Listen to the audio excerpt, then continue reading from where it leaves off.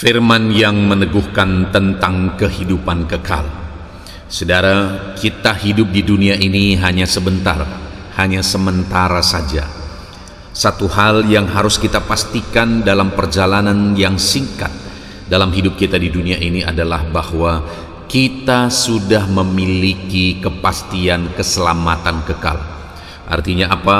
Bahwa setelah kita selesai menjalani hidup yang singkat di dunia ini, kita akan selamat, kita akan masuk surga, kita akan diterima di sisi Tuhan, di kekekalan yang mulia, di surga yang mulia. Nah, itu sebabnya saudara, di dalam video ini kita akan merenungkan ayat-ayat firman Tuhan yang akan meneguhkan setiap kita tentang kehidupan kekal. Pastikan saudara memiliki kepastian keselamatan di dalam kehidupan saudara. Ayat yang pertama saudara adalah dari Yohanes pasal yang ke-14 ayat 6. Demikian firman Tuhan. Kata Yesus kepadanya, "Akulah jalan dan kebenaran dan hidup. Tidak ada seorang pun yang datang kepada Bapa kalau tidak melalui Aku." Sekali lagi firman Allah ini berkata, kata Yesus kepadanya, "Akulah jalan dan kebenaran dan hidup. Tidak ada seorang pun yang datang kepada Bapa kalau tidak melalui Aku." Saudara, di dunia ini banyak orang yang mau membangun tangga ke sorga. Ada orang yang mau membangun tangga ke sorga melalui kebaikan, melalui agama, melalui doktrin, dan sebagainya. Ada yang mengatakan bahwa dengan begini, maka akan masuk sorga. Kebaikanmu akan ditimbang, dan kalau kebaikanmu lebih banyak daripada kejahatanmu, maka engkau akan masuk sorga. Ada banyak hal, ada banyak teori, ada banyak cara yang diutarakan, yang disampaikan untuk mengalami keselamatan, untuk bisa masuk surga. Tetapi saudara, kita mau balik ke dasar dulu, balik ke pemikiran dasarnya. Siapa pemilik surga? Pemilik surga adalah Tuhan. Kalau Dia pemilik surga, maka Dialah yang menentukan jalan untuk masuk surga, bukan manusia. Manusia telah mengupayakan upaya membangun tangga masuk ke surga, tetapi tidak mungkin manusia masuk surga. Kenapa?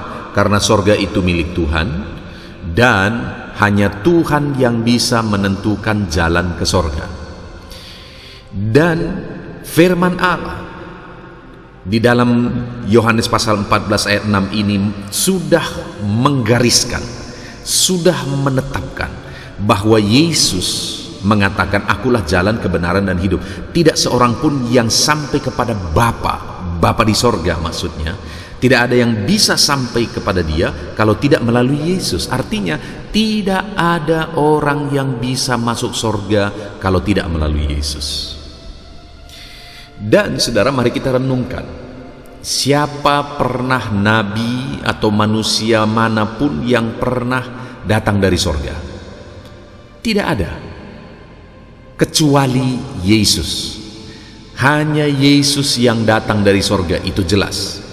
Dia datang dari sorga, dan kemudian Dia mati di kayu salib untuk menanggung dosa manusia. Kenapa Dia datang dari sorga?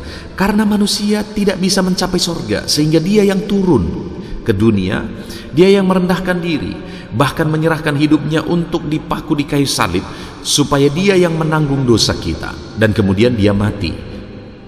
Lalu kemudian pada hari yang ketiga Dia bangkit, membuktikan bahwa Dia adalah Tuhan, mengalahkan maut. Tidak ada manusia yang bisa bangkit dan tidak mati lagi, kecuali Yesus juga. Lalu kemudian setelah Dia bangkit, Dia naik ke sorga mempersiapkan tempat bagi kita. Lalu kemudian Dia yang berkata bahwa "Aku akan datang kembali menjemput kamu." Saya mau tanya kembali, siapa pernah yang mati dan bangkit tidak mati lagi? Hanya Tuhan Yesus. Lalu kemudian siapa yang setelah bangkit lalu kemudian naik ke sorga? Hanya Tuhan Yesus. Dan Yesus tidak pernah meminta pembelaan. Dia tidak pernah berkata, belalah aku, ketika dia dipakukan di kayu salib. Bahkan dia yang berkata, tangisi dirimu. Dan Yesus juga tidak pernah berkata dan memohon supaya dia didoa-doakan supaya masuk sorga. Tidak pernah dia minta didoakan supaya masuk sorga. Bukankah nabi-nabi yang ada sekarang, yang dipuja-puja sekarang, meminta-minta doa, malah harus didoakan supaya masuk sorga?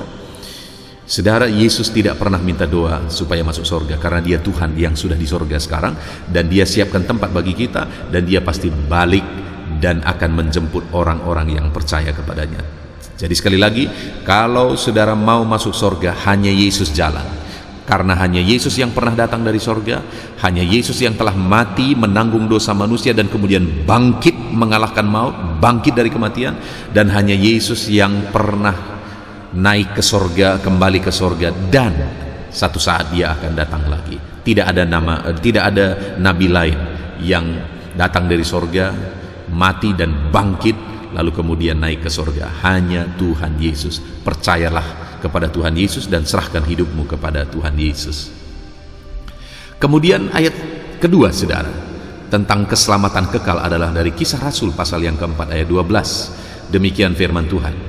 Dan keselamatan tidak ada di dalam siapapun juga selain di dalam Dia. Maksudnya di dalam Yesus. Sebab di bawah kolong langit ini tidak ada nama lain yang diberikan kepada manusia yang olehnya kita dapat diselamatkan. Saudara, ayat di dalam Kisah Rasul pasal 4 ayat 12 ini kembali menegaskan bahwa keselamatan tidak ada di dalam siapapun kecuali di dalam Yesus. Sebab di bawah kolong langit ini hanya nama Yesus yang pernah diberikan kepada manusia, yang oleh nama itu manusia bisa diselamatkan. Tidak ada nama lain. Tidak ada nabi ini, nabi itu, rasul ini, rasul itu. Tidak ada. Hanya satu yang bisa menyelamatkan. Siapa itu? Tuhan Yesus Kristus. Saudara, pastikan saudara yang mendengarkan renungan ini, engkau sudah percaya kepada Yesus sebagai Tuhan dan Juru Selamatmu, dan engkau hidup mengikut Dia, hidup mengiring Dia, dan engkau menyerahkan hidupmu kepada Dia di sepanjang perjalanan hidupmu. Maka dengan demikian engkau akan selamat, karena tidak ada yang bisa selamat kecuali orang yang datang kepada Yesus, karena hanya Dia jalan, hanya Dia kebenaran dan hidup. Lalu kemudian Roma pasal 10 ayat 10 berkata begini, karena dengan hati orang percaya dan dibenarkan, dan dengan mulut orang mengaku dan diselamatkan. Saudara, kalau hanya Yesus jalan keselamatan, hanya melalui Yesus kita bisa diselamatkan, maka apa yang harus kita lakukan supaya kita selamat? Nah, Roma pasal 10 ayat 10 ini mengatakan, karena dengan hati orang percaya dan dibenarkan, dan dengan mulut orang mengaku dan diselamatkan. Jadi, apa yang harus kita lakukan supaya kita selamat, supaya kita masuk surga sampai selama-lamanya ketika kita meninggalkan dunia ini? Percayalah kepada Yesus dalam hatimu, dan akui dengan mulutmu bahwa Yesus Tuhan dan Juru Selamat. Akui di depan orang lain bahwa Yesuslah Tuhanmu, Yesuslah Juru Selamatmu, dan biarlah itu benar-benar ungkapan dari dalam hatimu. Artinya apa? Engkau benar-benar percaya bahwa Yesus sebagai Tuhan dan Juru Selamat dalam hidupmu, maka engkau akan selamat. Jika engkau percaya Yesus sebagai Tuhan dan Juru Selamatmu, dan engkau mengakui Yesus Tuhan dan Juru Selamatmu, maka engkau akan selamat. Ayat selanjutnya, saudara, Efesus pasal 2 ayat yang ke-8, demikian firman Tuhan. Sebab karena kasih karunia kamu diselamatkan oleh iman. Itu bukan hasil usahamu, tetapi pemberian Allah. Bedanya dalam iman kekristenan, saudara, bahwa kita tidak mungkin selamat karena usaha kita. Engkau tidak mungkin selamat karena kebaikanmu. Engkau tidak mungkin selamat karena pahalamu, karena engkau berbuat baik kepada orang lain dan sebagainya. Enggak mungkin. Engkau hanya bisa selamat oleh kasih karunia Tuhan di dalam iman. Ketika engkau percaya kepada Yesus, maka imanmu itu akan menyelamatkan engkau, dan engkau selamat bukan hasil usaha. Engkau selamat oleh karena iman kepada Yesus sebagai Tuhan dan Juru Selamatmu, bukan hasil usahamu, bukan hasil perjuangan untuk berbuat baik, bukan hasil perjuangan untuk mengumpulkan pahala, tetapi engkau selamat oleh karena engkau percaya kepada Yesus sebagai Tuhan dan Juru Selamatmu. Maka oleh kasih karunia Tuhan engkau diselamatkan. Itu bukan hasil usahamu, tetapi pemberian Allah. Nah, lalu kemudian kalau kita selamat bukan karena kebaikan kita, apakah kita tidak perlu berbuat baik? Saudara harus berbuat baik, melakukan kebaikan kepada orang lain, hidup dalam kebaikan. Itu satu keharusan, karena itulah bukti imanmu. Kalau memang engkau sudah percaya kepada Yesus sebagai Tuhan dan Juru Selamatmu, maka engkau harus hidup dalam kebaikan, hidup dalam kasih, karena Yesus itu adalah kasih dan Dia tinggal dalam hatimu, dan kemudian engkau akan hidup dalam kasih juga dan mengasihi orang lain sebagai bukti engkau sudah percaya dan Yesus ada di dalam hatimu. Jadi saudara, keselamatan bukan hasil usaha. Keselamatan adalah kasih karunia Allah, dan keselamatan adalah pemberian Allah. Hiduplah dalam iman dan syukuri. Lakukan kebaikan lebih daripada orang lain, karena engkau sudah selamat, bukan supaya engkau selamat. Kalau orang lain melakukan kebaikan demi kebaikan supaya dia selamat, engkau sebagai orang yang percaya Yesus sebagai Tuhan dan Juru Selamatmu, engkau harus hidup dalam kebaikan bukan karena atau bukan supaya engkau selamat, tetapi karena engkau sudah selamat. Ayat selanjutnya saudara adalah dari Lukas pasal 13 ayat 23 sampai 24. Demikian firman Tuhan. Dan ada seorang yang berkata kepada Tuhan Yesus, "Tuhan, sedikit sajakah orang yang diselamatkan?"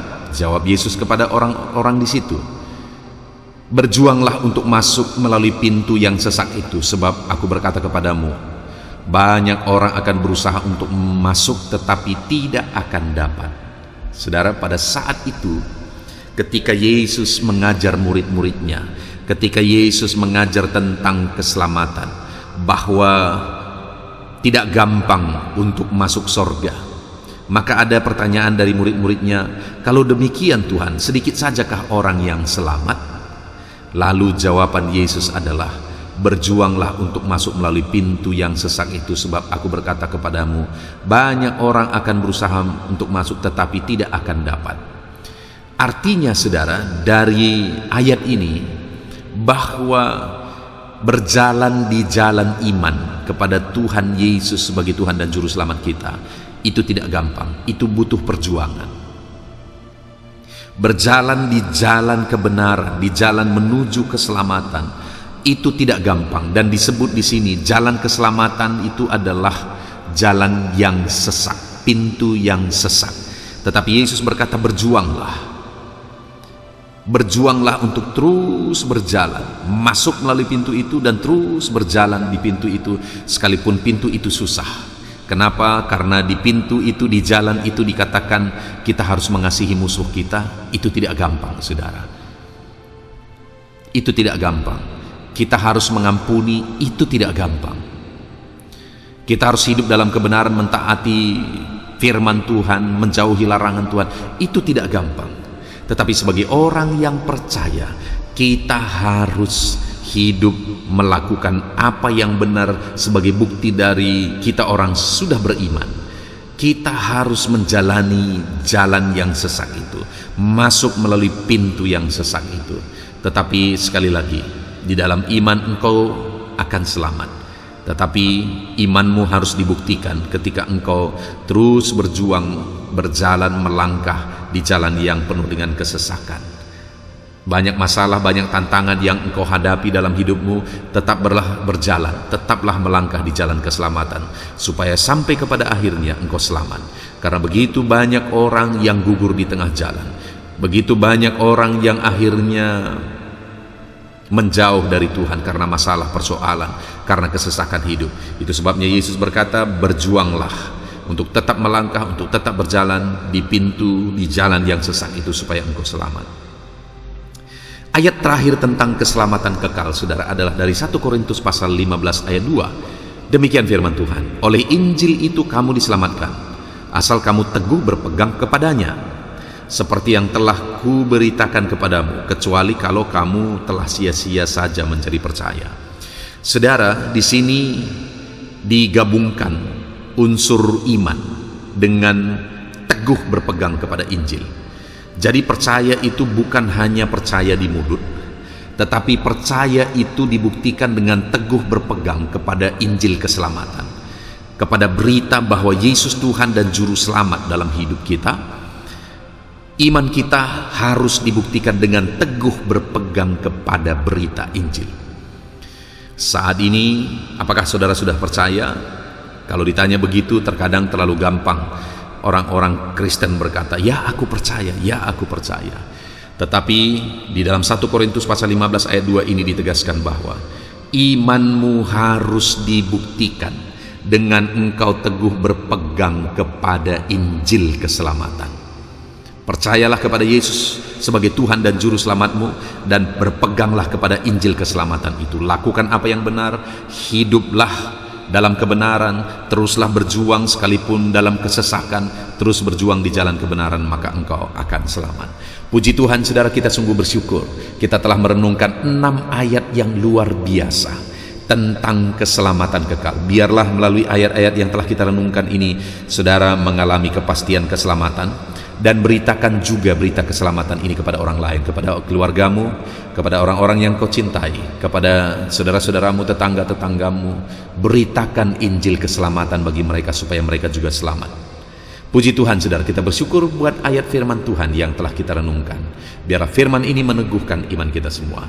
Tuhan memberkati setiap kita. Amin.